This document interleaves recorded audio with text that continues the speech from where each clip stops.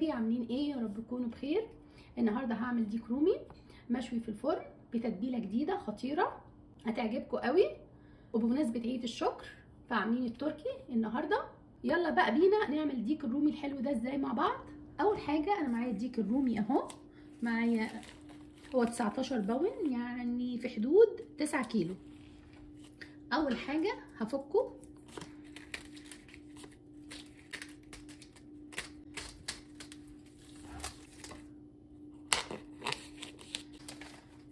بعد اما افكه كده هغسله حلو وهنقعه في الميه ساعه. تعالوا بقى نشوف سر حلاوه الديك الرومي. اول خطوه هجيب ميه انقعها فيه، هجيب حله فيها ميه،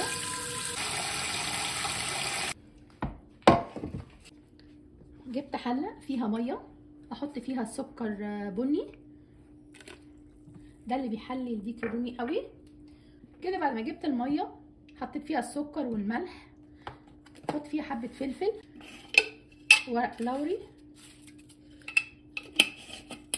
واحط فيها جنزبيل، اقطع فيها شرايح جنزبيل، هاخد حته صغيره بس كده اقطعها شرايح.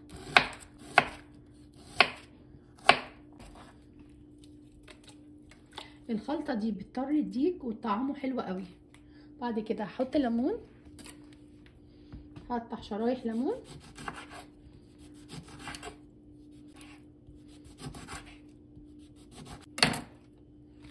شرايح ليمون بالطريقه دي تديله طعم حلو قوي.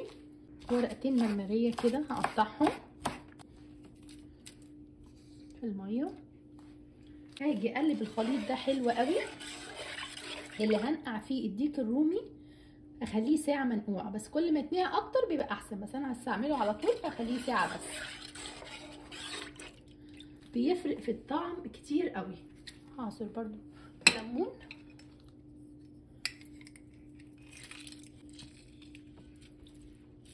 هاخده بس اشطفه شطفه بالدقيق، دي خطوه قبل ما انقعه.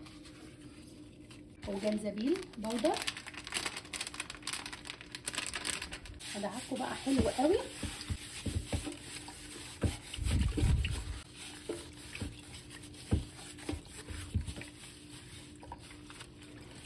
ديك الرومي في الحله اللي فيها الميه هنقعه بس ساعه، انا عشان الحله صغيره عندي انا هقلبه في كل اتجاه كده شويه. السكر مع الملح طري لحمه التركي حلوه قوي. هسيب الديك في التتبيله مده ساعه، وتعالوا هنيجي نشوف الخطوه الجايه ايه. هحضر الصينيه اللي هحط فيها الديك الرومي، انا سبته يتنقع، وبال ما يتنقع نشوف هنحضر ايه. معايا كرفس عيدان قطعته بالطريقه دي. هاجي احطه في الحله دي، الحله اللي هحط فيها الديك. قطعت الكرفس العيدان، هاجي اقطع الجزر،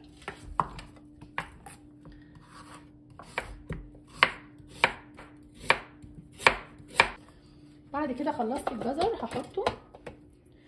هاجي بعد كده البصل،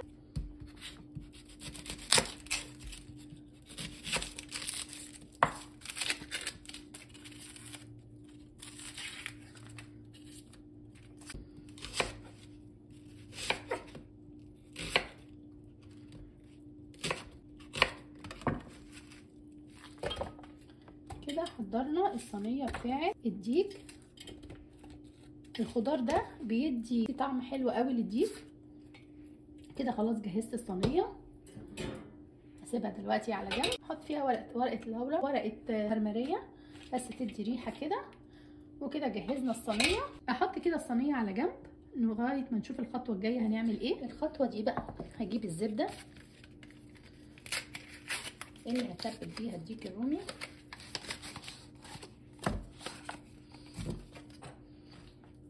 تكون طالعه من التلاجة قبليها بشويه عشان نعرف نهرسها.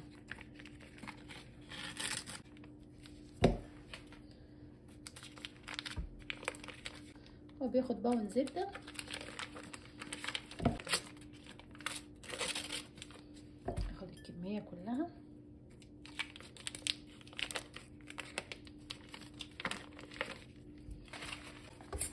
الزبده دي بتطري لحم الديك قوي.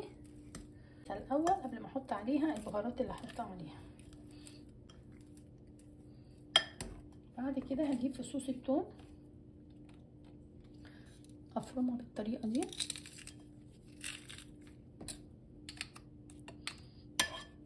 احط حبه ثوم حلوين كده، 10 فصوص ثوم كده.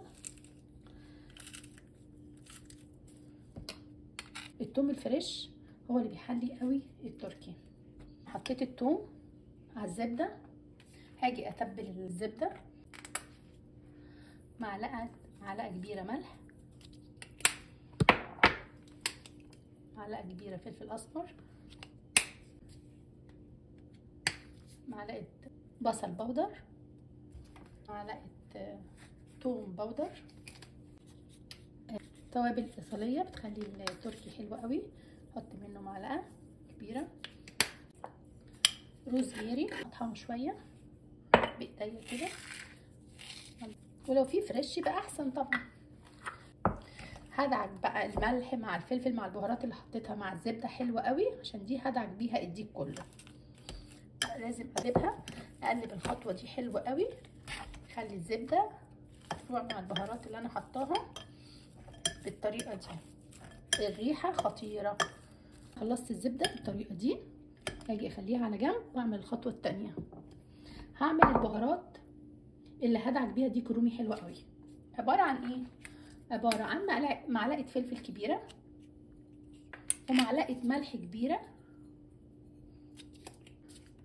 وبصل بودر معلقه، وتوم بودر معلقه.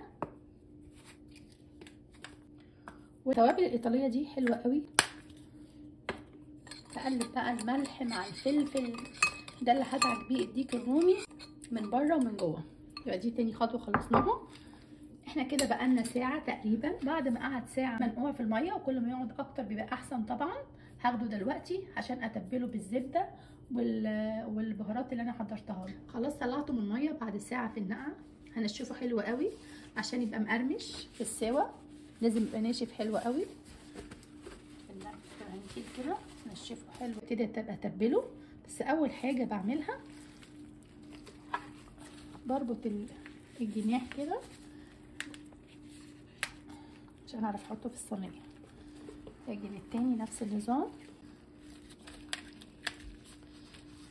بعد ما قفلته كده هاجي بقى اجيب التتبيله اللي انا كنت عاملاها دي، هدعك بيها الديك من بره ومن جوه حلوه قوي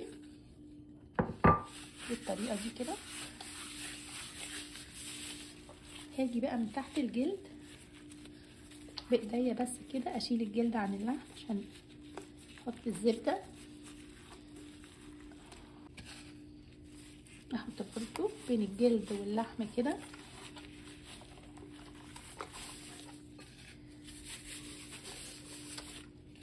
اخد برضو من جوه ادعك كده،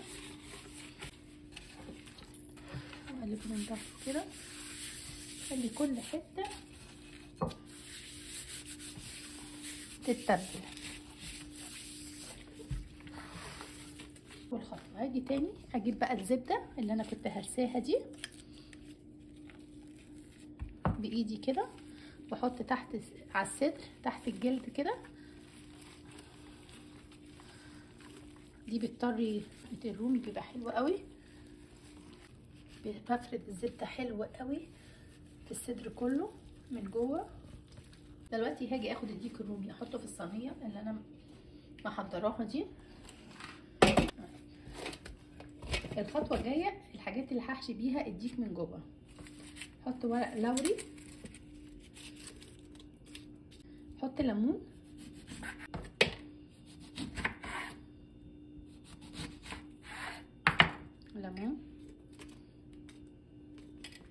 احط برتقان، يعني برتقانيه ليمونيه، بيدي طعم للديك تحفه، يبقى ريحته تحفه. هجيب بصله،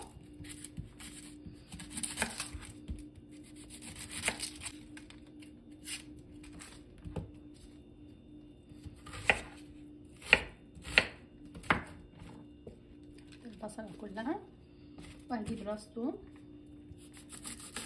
قاسمين كده نصين، قطعه كمان، يبقى حطينا ليمون وبصل وثوم وورقتين مرمريه. كده خلصت انا حشوه الديك من جوه. اخر خطوه قبل ما ادخل الديك في الفرن، انا سيحت باقي السمنه عشان تديله تحميره حلوه، وهرشها على الصدر كله كده، فيها روزميري وملح وفلفل، بس من جوه كده.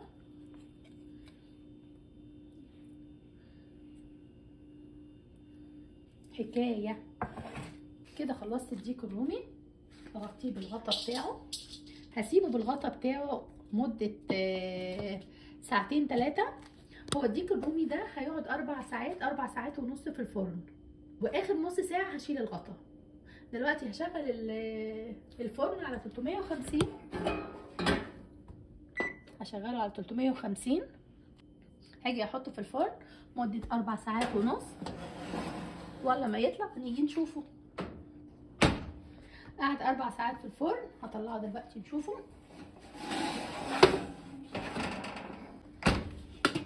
واو، هنشوف هنقدمه ازاي. وكده بعد ما خلصت الديك الرومي بالطريقه دي، طالع تحفه واستوى حلو قوي، والطريقه كانت سهله، اي حد يقدر يعمله في البيت. ويا رب يكون عجبكم الفيديو، وما تنسوش تعملوا لايك وشير، وبالهنا والشفا.